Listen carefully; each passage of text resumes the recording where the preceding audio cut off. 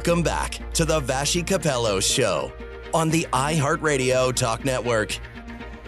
Tim Power sitting in for Vassy. Well, on Saturday, Premier Wab Kinew announced his plan to ban social media for people under the age of 15. He did this at an NDP fundraising event. Here's what he said.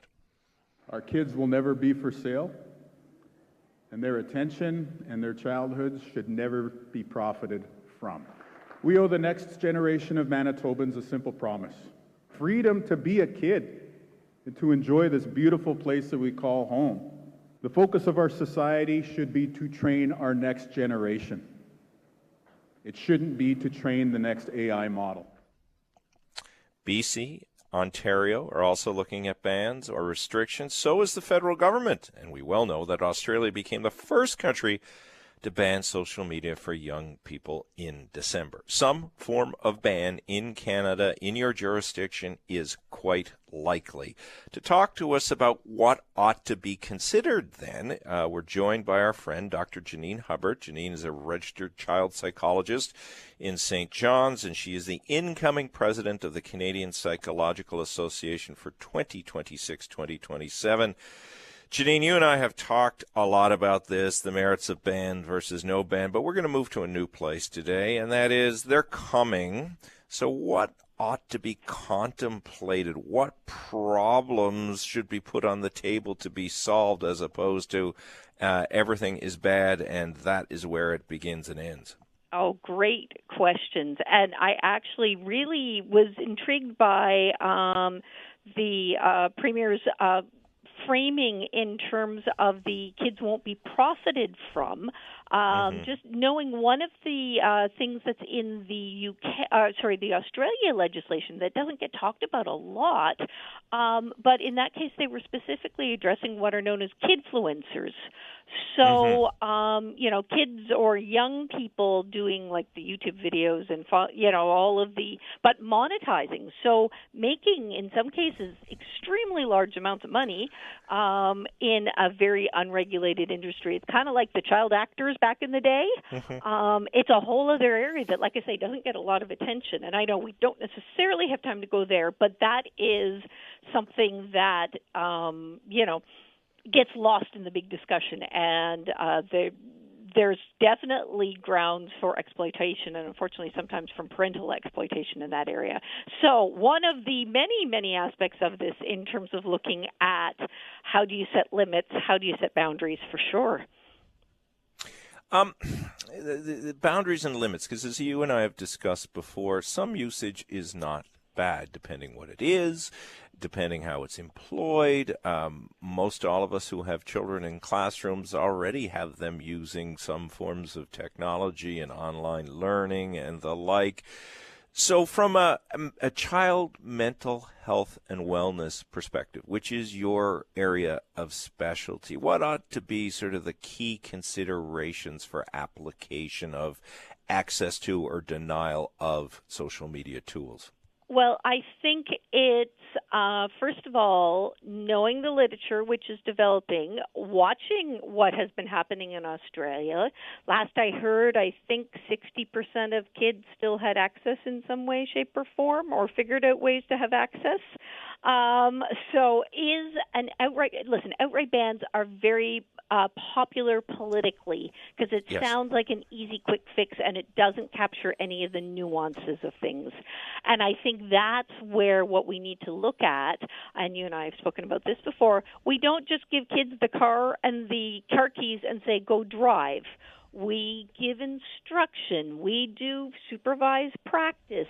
Even when they're allowed to be a little bit more independent, there's still a whole lot of rules and regulations around that.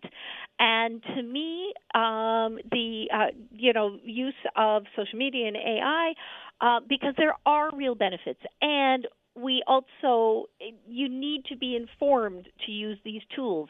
You need to know what you're getting into. You need to be aware if you're on ChatGPT, what are some of the pitfalls and what are some of the inaccuracies. And yes, it's going to praise you and make you think you're brilliant.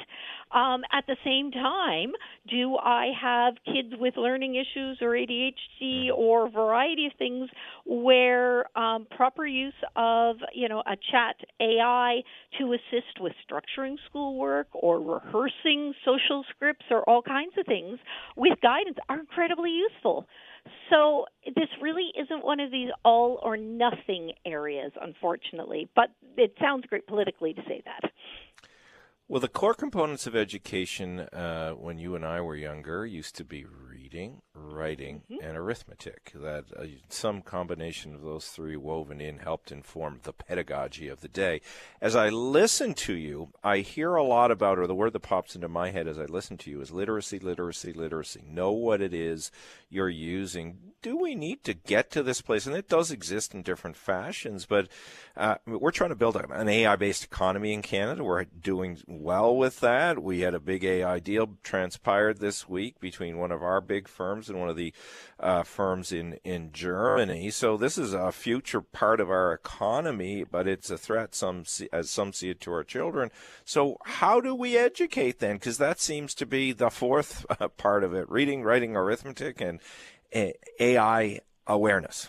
Well, listen, we've been working, got roped into a committee a number of years ago on social and emotional learning and how we introduce that into the school curriculum at age-appropriate levels right from day one. And again, some of that that covers everything from labeling your emotions, what to do when you're having big feelings, to things like what is a safe relationship, what are, words that are concerning, things that perhaps in the past we didn't teach explicitly, maybe we should have, or relied on others. So I absolutely think it's going to be very much the same thing. These tools are not going away, and they can be useful tools if used effectively. So, again, some of it's public education because parents have got to figure this stuff out too. Or you've then got your teenager going, Mom, don't you know that was AI generated and it's not real? And I mean, don't get me wrong, every teen likes to be able to show off their parent, would tell them all the areas they're wrong. No, but I think it needs to be a built-in part moving forward. We also want parents and teachers and, even teens to kind of know, same as we have regulations around, what's safe social drinking versus, more problematic drinking. We do have some stats around the amount of daily use of social media. What are heavy users, what are milder users, who are the people who have underlying issues that might make them more vulnerable. Same thing, you have a family history of alcoholism. Well, people are talking to you at a very early age about you might be more at risk of this, and here are the reasons you might want to think differently. Like, we can handle this in a responsible way as we're understanding more and more of it, because there are benefits. And no question, there are some people who are at real risk. And at the most minimum, I look at it and say, okay, what are you missing out on while you are scrolling through mindless and endless, videos on whatever the platform of your choice? If that's a fun decompression for 20 minutes at the end of the day, no problem. If it's that you are then not socializing and not spending time with family or friends or getting your homework done, that's a different story. Got a minute here. You're going to soon be leading a very prominent national organization who will be called upon to give advice. So if the premiers of Ontario, BC, and Manitoba called you and said, who should I speak to or what should I look into, what would you advise them? I would advise who are the vulnerable groups, who are the ones who are most at risk, because we want to be able to flag that and perhaps provide interventions differently or at least advisories differently.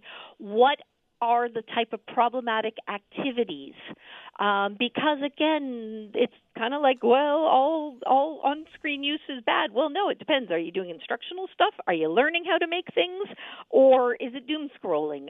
So really not lumping everything in the same categories, understanding what are the categories that perhaps can provide benefit, what are the ones that are more harmful. And, look to the child development experts, look to the educators, figure out how do we disseminate this. At the same time, I will tell you, psychologists ourselves Gotta are leave it still there, trying to figure Janine. out Sorry, AI. have to cut you hard out. Thank you, Dr. Janine Hubbard. Thanks for your time today.